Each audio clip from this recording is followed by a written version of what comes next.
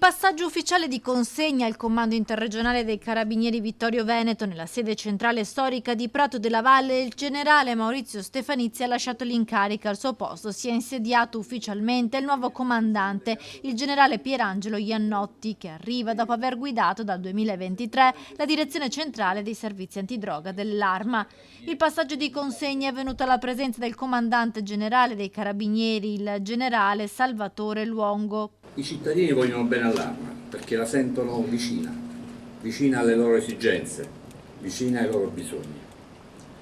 Ecco perché mi associo al pensiero di Maurizio rivolto ai nostri caduti.